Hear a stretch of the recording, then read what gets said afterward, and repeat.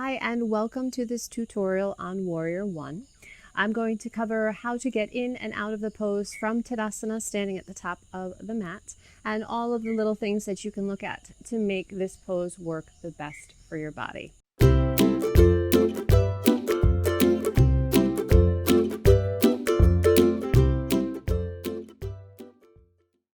Okay, so Warrior One, we're going to step up to the top of the mat, and you want about your foot width from the top of the mat. So if you were to stand with your toes touching, you want about that distance back to where you're standing. Yeah. So nice parallel feet. We'll just start with the hands on the waist. We're going to take the left leg in this case and step it back behind you. Now in Warrior One, you want the back leg to be outwardly rotated. So I'm going to turn my heel down and in. This way my entire foot is flat on the mat. Now, ideally, the hips are squared off to the front, but not everybody's pelvis, not everybody's mobility is open enough for that to happen. So what we want to try to do here is pull the right hip back so that the left one kind of comes forward or comes in line with that right hip. Right? Now, not everybody will be square, and that's perfectly fine. There will be a little bit of a stretch here if you have tightness in the hip flexor. Now, the other part of this is getting the ribs to the front. Now, this does create a little bit of a twist here, but to help stabilize the spine, keep the belly pulling up and in. So my shoulders are pointing front. My hips for my body are a little bit tilted to the side or twisted to the side. No big deal. Now this front leg wants to be roughly at 90 degrees. I say we're looking for 90. Does not mean that you need to be there. But we do want to make sure that the knee is tracking over the center of the foot, either floating over the ankle, the middle of the foot, but not past the toes. Once you go past the toes, then you start to affect the cartilage and all the delicate connectors in your knee, and we don't want to harm that or damage that in any way. All right, so we're here, the lower belly is pulling up. Now the next part is the arms. You can keep the arms at the heart, especially if you know that when lifting your arms is uncomfortable or creates too high of a heart rate. Yeah. So you can keep the hands at your heart or extend them up by the ears. Now for me, I'm going to turn to face you. This is the most comfortable. There are a lot of people who practice with the hands together, and if this is comfortable for your shoulders and your upper body, feel free to do so. I'm going to switch sides here so that my body is even. And please know that when you do one side to the next, it's going to feel different and it's going to be a little bit different. The tightness and mobility in each hip from right to left is different.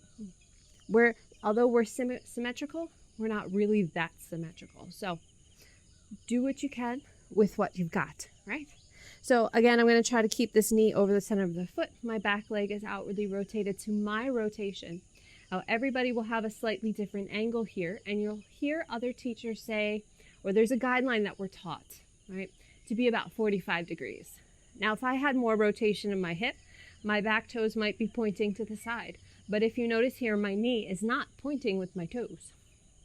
We want them to be pointing in the same direction. So I'm going to turn my foot back in, and this gives me a little bit more squareness in the hip.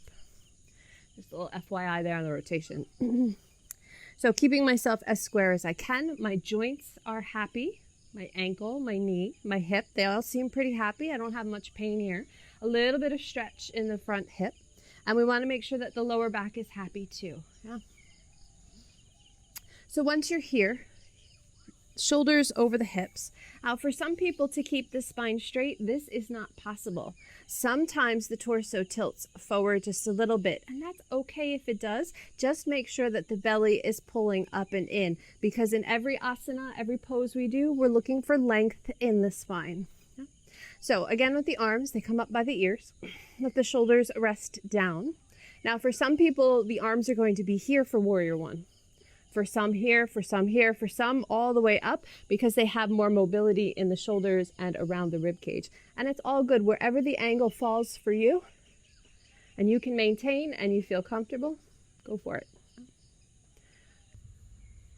Another thing to look at in Warrior One is the placement of the heels. So with the hips squared off to the front, although we're starting from a nice parallel position in Tadasana, We outwardly rotate the leg and we step it back. So it can stay directly behind your hip, and this will probably be the most stable.